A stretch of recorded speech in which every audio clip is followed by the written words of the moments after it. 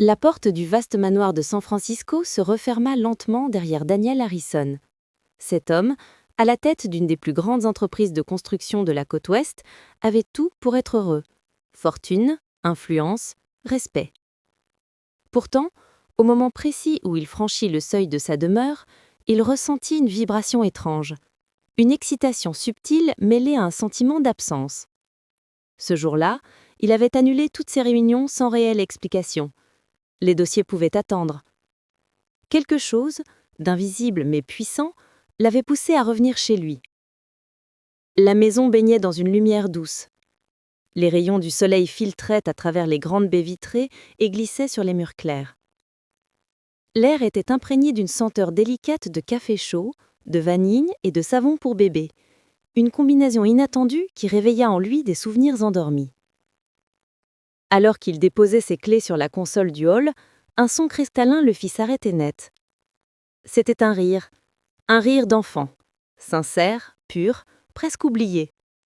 Ce genre de son qu'il n'avait plus entendu depuis la disparition d'Émilie, sa femme, partie trop tôt, laissant derrière elle un vide impossible à combler. Son cœur se serra. Depuis ce jour tragique, la maison était restée silencieuse, comme figée dans le deuil. Ses fils ne riaient plus, ou si rarement que chaque éclat semblait forcé. Mais à cet instant, il entendait des rires véritables, pleins de vie, qui faisaient vibrer les murs. Daniel avança prudemment dans le couloir, suivant le son qui semblait venir du salon. Lorsqu'il entra, il fut frappé par la scène qui s'offrait à lui.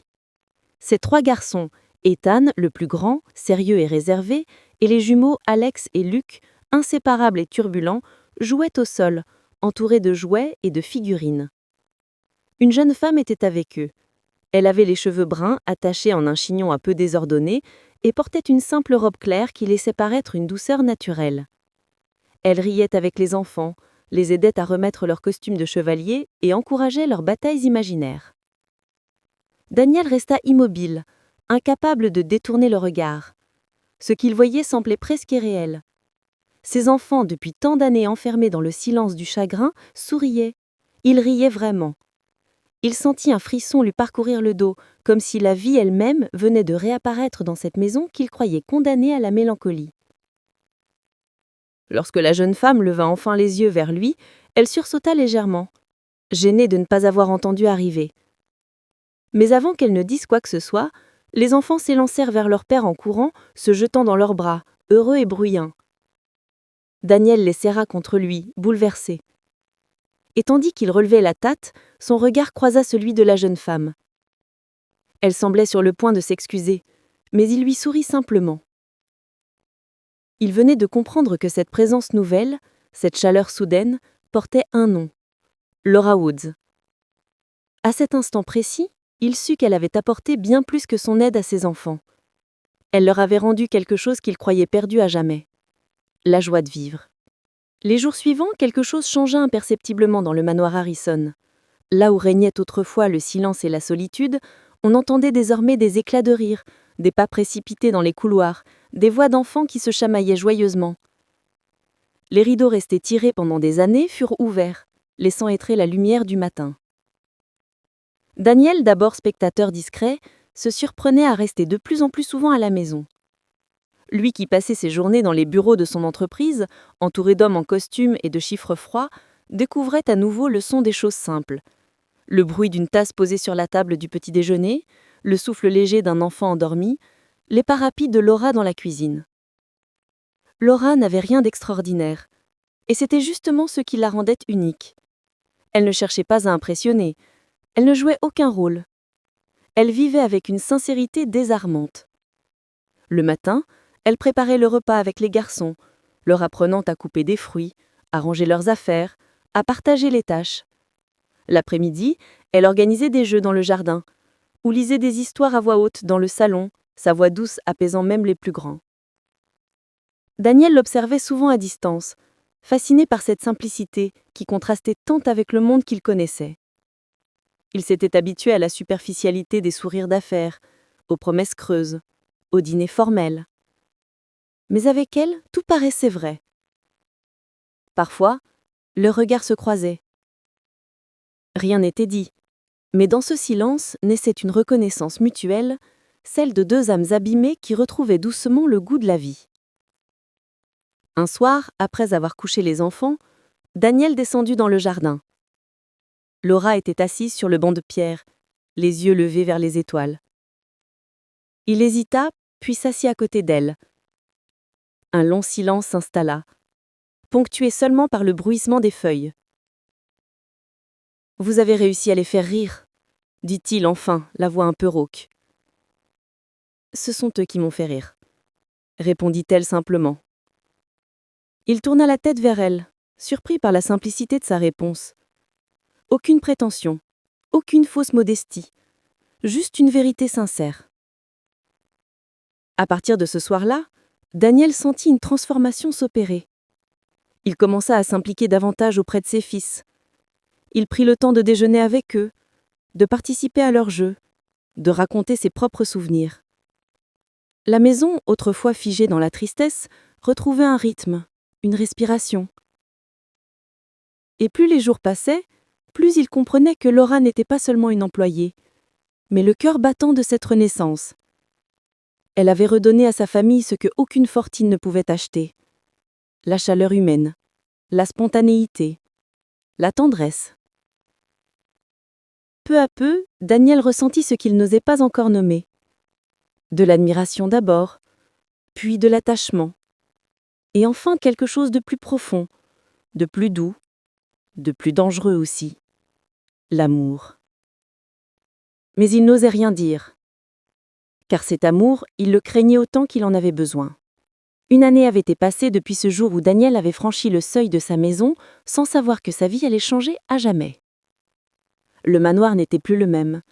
Les murs semblaient respirer à nouveau, les couloirs vibraient de voix et de rires, et chaque matin portait une odeur de renouveau. Dans le jardin, les cris des enfants résonnaient à travers les arbres. Ethan, Alex et Luc couraient à toute vitesse sur la pelouse, défiant le vent et riant aux éclats. Assis sur la terrasse, Daniel les observait. À ses côtés, Laura, désormais bien plus qu'une simple nounou, tenait une tasse de thé entre ses mains. Ses cheveux bruns, autrefois attachés à la hâte, tombaient librement sur ses épaules. Elle avait trouvé ici, elle aussi, un foyer.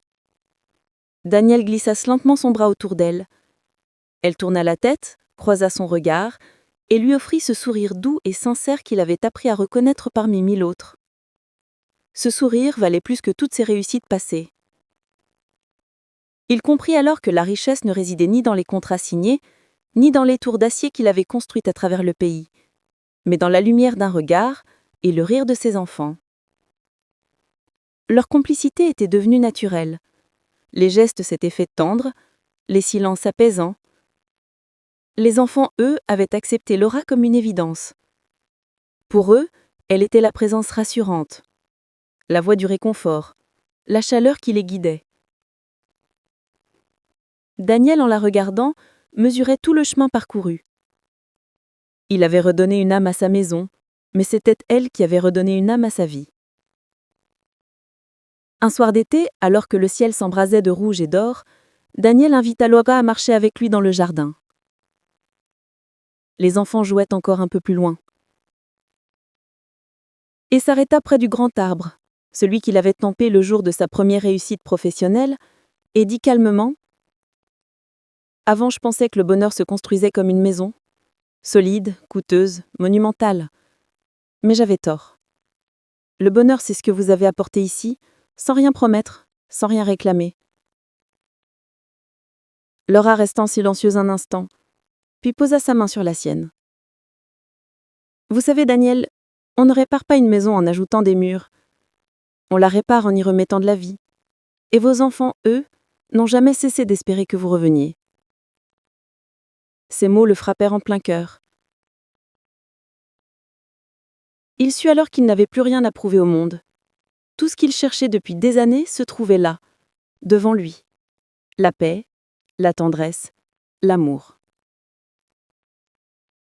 Cette nuit-là, alors que la maison s'endormait, Daniel s'arrêta au seuil des crans-mâts de ses enfants.